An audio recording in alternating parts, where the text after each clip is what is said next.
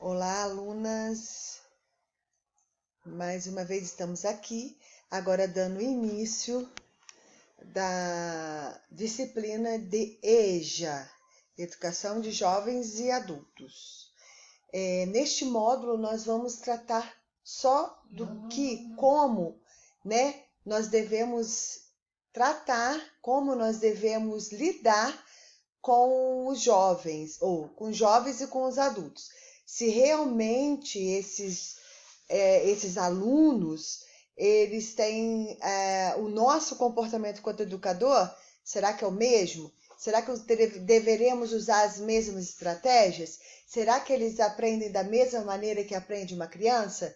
É isso que nós vamos ver nessa aula de EJA. No próximo módulo, que é o módulo 3, a gente vai tratar das partes específicas da alfabetização da EJA, nós vamos tratar dos componentes curriculares que envolvem essa modalidade de ensino. Então, para a gente começar, está aí na tela de vocês uma palavra, andragogia. Alguém tem ideia do que significa andragogia? Alguém já pode aí estar pensando, já estou falando de jovens e adultos, o que seria? Então, gogia, significa estudo. Então, andragogia está dizendo aqui que é a ciência da educação de adulto. Então, se existe uma ciência para a educação de adulto, é sinal de que o adulto, o estudante adulto, não deve ser tratado como um estudante infantil, por exemplo. Então, vamos entender como nós temos, como educador, tratar esses alunos e essa modalidade que é muito especial. Eu, particularmente, tenho um carinho muito grande pela EJA, porque parece incrível, mas a gente passa por tudo na vida e essa ideia da gente estar fazendo coisas que a gente nem imagina que a gente vem, por que está fazendo. Hoje eu entendo exatamente, o porquê foi importante ter passado por essa experiência da EJA. Eu tive a oportunidade de trabalhar com essa modalidade há uns anos atrás, assim, há bastante tempo atrás. Lá em 93, por exemplo, eu fui professora de turma da EJA no quarta e quinta fase, ou seja, quarto ano e quinto ano. Não alfabetizei adultos, mas eu tive a oportunidade de estar dando aula para adultos. Então eu fiquei ali, acho que 2 anos, se não me engano, e foi uma experiência muito gratificante, muito boa mesmo. E depois eu tive a oportunidade de ser coordenadora do município de Três Rios na modalidade EJA. Eu trabalhei em 2003, 2004, 2005, se eu não me engano, e ali eu trabalhei como coordenadora mesmo, como orientadora pedagógica dos professores. Ali eu tive um outro tipo de experiência que também foi bastante gratificante. Então, a EJA para mim é uma modalidade muito especial, porque eu aprendi muito com eles. E eu acho que vocês terão essa oportunidade, porque quando nós estivermos no módulo 3, vocês farão um trabalho de campo na EJA, mas eu não vou adiantar nada agora, mas que vai ser bastante importante, visto que vocês estão sendo formadas para darem aula para creche, educação infantil e pré-escolar, de creche de 0 até 5 anos e 11 meses, e depois do ensino fundamental do 1º ao 5º ano, e também na educação de jovens e adultos, que também vocês também têm essa atuação, assim como na indígena, mas como nós não temos essa modalidade aqui, então vocês ficam aí mais com a possibilidade da aula para adulto também. Talvez aqui na turma tenha alguém que tenha interesse. Eu tenho alunas formadas comigo que atuam hoje exclusivamente com adulto. E ela gosta muito, hoje ela é atuante lá como professora na turma de jovens e adultos. Então vamos dar continuidade à aula. Então, andragogia é a ciência que estuda o adulto. É a educação dos adultos. Então vamos lá. Adulto, o que é adulto? Adulto é aquele indivíduo que, além de ocupar o status definido pela sociedade, tem capacidade reprodutiva, é psiquicamente independente e capaz de responder pelos seus próprios direitos e deveres no convívio social. Esse aí, né, gente? Nós vamos falar aí de um adulto sadio, né? Um adulto que tenha o seu psique, né? Que não tenha sofrido tanto, ou não tenha sofrido, não tenha se desviado tanto da parte psicológica, porque nós vemos aí adultos de tudo quanto é tipo de jeito. Mas nós que somos adultos, que estamos aqui, né? Como adulto, nós sabemos que nós temos direitos e deveres, nós temos que ter capacidade produtiva, nós somos independentes. Então, este aluno já traz consigo bastante coisas. Essa questão de status definido pela sociedade é que diz quem ele é, né? O que ele é, o que ele faz, o que ele produz, o que ele já dispõe, né? E qual é a sua produção. Isso aí às vezes influencia muito no trabalho escolar e vocês vão entender isso por quê. Então, a definição de adulto é essa que nós estamos vendo aí. Então, vamos conhecer um pouquinho mais desse aluno adulto? Bom, pressupostos, tá aqui, ó, pressupostos para a educação de adultos. Então, o que é pressupostos, gente? É a linha, a definição, o que nós temos que seguir e dar ênfase, a base. Então, nós estamos vendo aqui já que se existe um pressuposto para a educação dos adultos, é sinal de que a educação do adulto não é idêntica à educação infantil, ou da infância, né? Então, vamos entender o primeiro pressuposto. Adultos são motivados a aprender à medida em que experimentam que suas necessidades, e interesses serão satisfeitos.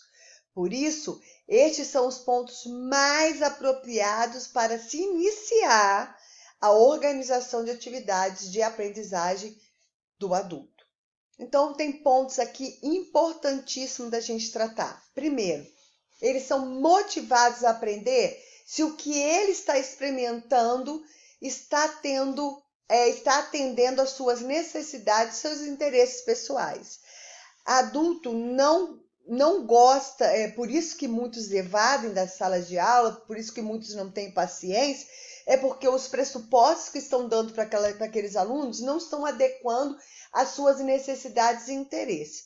Então me explica aí, professora, como é que é isso? Eu tenho que atender, eu não tenho um currículo, eu não tenho nada para ser seguido, é só que aquilo que interessa aos adultos? Vamos lá, gente. A gente sabe que existem diversos conteúdos que estão na nossa grade aí curricular, né? No nosso currículo, que não fazem nenhuma sentido para você ensinar para o adulto. Por quê? Porque isso não vai levar, ele já passou. Há de convir que esses adultos, quando retornam para a escola, aí, gente, deixa eu só explicar uma coisa para vocês. Eu estou falando de adultos, de jovens e adultos, porque os jovens, eles só podem estudar nessa modalidade, né, de EJA a partir de 15 anos de idade. Antes disso, eles têm que estar no fundamental, no ensino regular, tá bom? Ele não pode simplesmente estar com 12, 13 anos, eu vou para a EJA. Não, ele tem que estar com 15 anos para poder ir para a EJA. Então, pensa bem num jovem ou numa senhora de 35, 40, 50 anos de idade, que pode ter, que já viveu aí, tem uma experiência absurda de vida, porque 50 anos, eu falo por mim, é uma experiência de vida. Você acha que ela está ali para ficar aprendendo o que é substantivo composto, o que é pronome possessivo, oblíquo, ou para saber o que é os afluentes do rio tal, os tipos de relevo. Isso tem função na vida prática dessas pessoas. Eles não têm mais tempo para perder, eles não têm mais aplicabilidade disso, gente, na própria vida. Então, o que acontece? Se a gente parte para esse currículo, né, para saber qual é o coletivo de borboleta, né, por exemplo, se isso for relevante para o professor da EJA, ele vai dar aula sozinho, porque ele não vai ter alunos. Os alunos da EJA, eles têm autogestão. Eles se matriculam porque eles são adultos e eles evadem porque eles são adultos. Então não tem essa coisa de ficar, você é obrigado a estudar, você precisa estar na sala, porque senão o conselho tutelar... Não tem isso, gente. Então o que motiva um adulto a ficar na sala é a atender a sua necessidade. Então vamos lá. Vamos dar um exemplo de uma necessidade de um adulto. O que é? Vocês viram aí na questão da pandemia? Vocês viram aí claramente um monte de problemas que as pessoas tiveram para poder sacar o dinheiro do emergencial, né? Esse aí, saque emergencial aí. Qual foi o problema que elas tiveram? Será que foi internet? Será que foi informação? Qual foi o problema que elas tiveram? Foi a aplicabilidade de um conhecimento no qual elas não possuem. Elas têm celular, elas fazem uso da internet, mas não conseguem. Aqui, não conseguem entrar, não conseguem resolver coisas do seu dia a dia. Então, não consegue ir para um aplicativo, baixar um aplicativo, uma coisa tão simples. Agora eu pergunto a vocês, isso é uma coisa de necessidade deles? De interesse deles? Então, gente, eu só dei esse exemplo da pandemia porque foi gritante as pessoas fazendo fila na Caixa Econômica e não precisava. A maioria não precisava.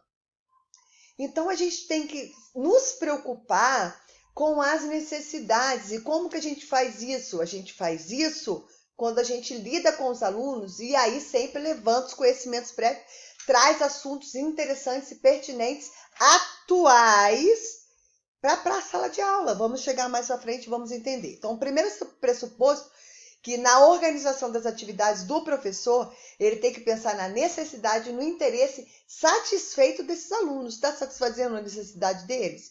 Está sendo útil para o seu dia a dia? Então, é esse caminho. Segundo, a orientação de aprendizagem do adulto está centrada na vida. Por isso, as unidades apropriadas para se organizar o seu programa de aprendizagem são as situações de vida e não as disciplinas. Então, gente, isso aqui muda completamente a questão do curricular. Porque se eu digo que a situação de vida é mais importante que as disciplinas, então eu vou ter que tratar assuntos de história, de geografia, de ciência, de linguagem, de línguas, né? De matemática, de coisas do cotidiano, coisas da vida deles. Então, isso está totalmente ligado à história de vida deles. Então, a gente vai tratar os assuntos dessas disciplinas, mas de uma forma aplicada na vida. Novamente, está atendendo a necessidade e o interesse deles. Outro ponto importante para a educação dos jovens e adultos é a experiência é mais rica fonte para o adulto aprender. Por isso, o centro da metodologia marca bem isso aqui, da educação de adulto, é a análise das experiências. Como que nós, professoras, podemos fazer isso? Se já com as crianças, né, a gente já faz levantamentos de conhecimentos prévios, o que eles sabem sobre determinado assunto, imagina com um adulto que tem experiência de vida. Então, na nossa próxima aula agora, nós vamos continuar nesse pressuposto 3 para falar das experiências, que está acabando o nosso tempo agora.